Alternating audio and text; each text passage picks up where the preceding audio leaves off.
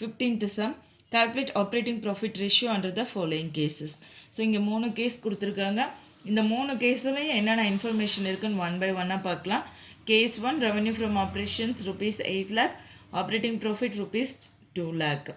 Case 2 revenue from operations rupees 20 lakh, operating cost rupees 14 lakh. Case 3 revenue from operations rupees 10 lakh, gross profit 25% on revenue from operations, then operating expenses rupees 1 lakh. So ஒரு கேஸ்லேயும் நமக்கு வேறு information கொடுத்துருக்காங்க. நம்ம அந்த இன்ஃபர்மேஷனை base பண்ணி எதை calculate பண்ணணும்னா ஆப்ரேட்டிங் ப்ராஃபிட் ரேஷியோவை கால்குலேட் பண்ணணும். நார்மலாக ஆப்ரேட்டிங் ப்ராஃபிட் ரேஷியோட ஃபார்முலா என்ன வேணும்?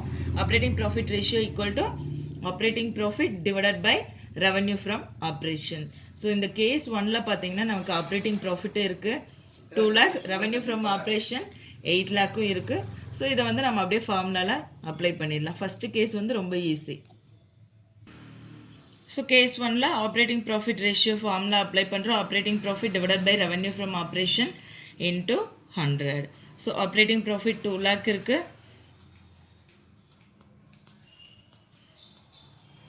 Revenue from operations 8 lakh. சம்லேயே கொடுத்துட்டாங்க இந்த ரெண்டு இன்ஃபர்மேஷனும்.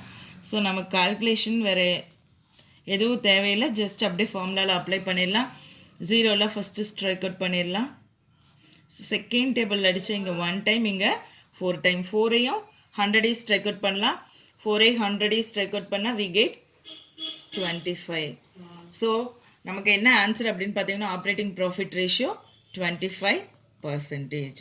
ஸோ கேஸ் 1 ரொம்ப ஈஸி. அடுத்தது கேஸ் 2ல் என்னென்ன இன்ஃபர்மேஷன் இருக்குன்னு பார்க்கலாம். ஸோ அந்த இன்ஃபர்மேஷனை பேஸ் பண்ணி நம்ம இதே மாதிரி ஆப்ரேட்டிங் ப்ராஃபிட் ரேஷியோ ஃபார்முலாவை அப்ளை பண்ணி கால்குலேட் பண்ணலாம்.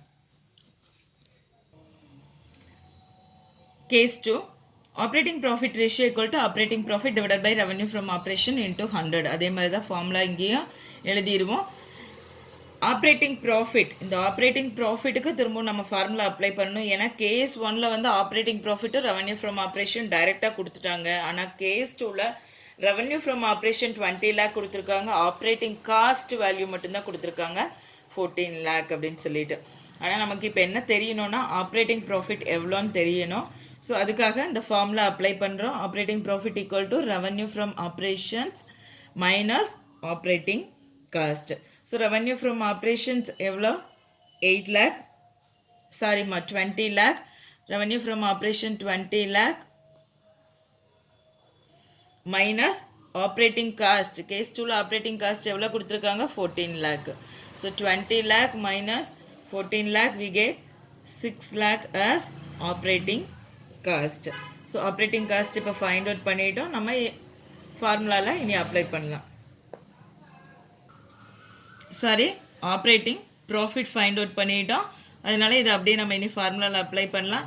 Operating profit ratio equal to operating profit divided by revenue from operations. Operating profit is 6 lakh divided by revenue from operations 20 lakh into 100. So strike out பண்ணலாம். First எல்லா ஜீரோவையும் strike out பண்ணிடலாம். இந்த 2வையும் 10ஐயும் அடித்தா 5 times 6 5s 30. So நம்மளோட answer second கேஸ்க்கு answer என்ன அப்படின்னு பார்த்தீங்கன்னா therefore operating profit ratio equal to 30%. So profitability ratio எல்லாமே பர்சன்டேஜில் தான் வரும், மறந்துடாதீங்க. ஸோ செகண்ட் கேஸில் ஆப்ரேட்டிங் ப்ராஃபிட் ரேஷியோ இஸ் 30%. அடுத்தது கேஸ் 3. கேஸ் 3க்கும் சேம் அதே மாதிரி operating profit ratio equal to operating profit divided by revenue from operation into 100 அப்படின்னு ஃபார்முலா எழுதிடலாம். ஸோ இங்கேயும் நமக்கு டைரக்ட் இன்ஃபர்மேஷன் எதுவும் இல்லை, ரெவன்யூ ஃப்ரம் ஆப்ரேஷன் மட்டும் கொடுத்துருக்காங்க 10 lakhன்னு. ஸோ அதுக்கு எந்த பிரச்சனையும் இல்லை, கால்குலேட் பண்ண வேண்டியதில்லை. கிராஸ் ப்ராஃபிட் அவங்களே கொடுத்துருக்காங்க 25% of revenue from operation. Revenue from operation 10 lakh, அதுக்கு 25% தான் கிராஸ் ப்ராஃபிட்னு கொடுத்துருக்காங்க. அதே மாதிரி ஆப்ரேட்டிங் எக்ஸ்பென்சஸ் 1 lakh கொடுத்துருக்காங்க. டைரெக்டாக ஆப்ரேட்டிங் ப்ராஃபிட் என்னன்னு கேஸ் 3லையும் கொடுக்கல. ஸோ ஆப்ரேட்டிங் ப்ராஃபிட்டை கால்குலேட் பண்ணுறதுக்கு இன்னொரு ஃபார்முலா என்ன அப்படின்னு பார்த்தீங்கன்னா கிராஸ் ப்ராஃபிட் கொடுத்துருந்தா இந்த ஃபார்முலா தான் யூஸ் பண்ணுவோம். Gross profit minus operating expenses. So சம்மில் என்ன இன்ஃபர்மேஷன் கொடுத்துருக்காங்களோ அதோட பேசிஸில் தான் நம்ம ஃபார்முலா எடுத்துக்குவோம்.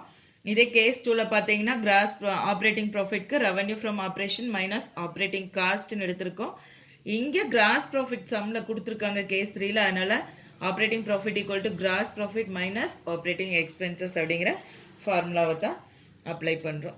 ஸோ கிராஸ் ப்ராஃபிட் அவங்களே கொடுத்துட்டாங்க 25% ஆன் 10 lakh. ஸோ இந்த 10 lakhக்கு 25% கால்குலேட் பண்ணால் எவ்வளோ வரும்னு பார்த்தீங்கன்னா 2,50,000. 10 lakh into 25 divided by 100 போட்டு கால்குலேட் பண்ணுவோம். கால்குலேட் பண்ணால் நமக்கு கிராஸ் ப்ராஃபிட் 2,50,000 கிடைக்கும். அடுத்தது ஆப்ரேட்டிங் ப்ராஃபிட் கால்குலேட் பண்ணணும். ஸோ ஆப்ரேட்டிங் ப்ராஃபிட்க்கு gross profit minus operating expenses. Gross profit நம்ம ஃபைண்ட் அவுட் பண்ணிட்டோம். ஸோ 2,50,000 மைனஸ் ஆப்ரேட்டிங் எக்ஸ்பென்சஸ் சம்மில் கொடுத்துருக்காங்க 1 lakh. So 2,50,000 minus 1 lakh. The answer is 1,50,000. This is operating profit. So நமக்கு இப்போ ஆப்ரேட்டிங் ப்ராஃபிட் இருக்குது, அதே மாதிரி ரெவன்யூ ஃப்ரம் ஆப்ரேஷன் இருக்குது. ஸோ ஃபார்முலாவில் அப்ளை பண்ணிடலாம்.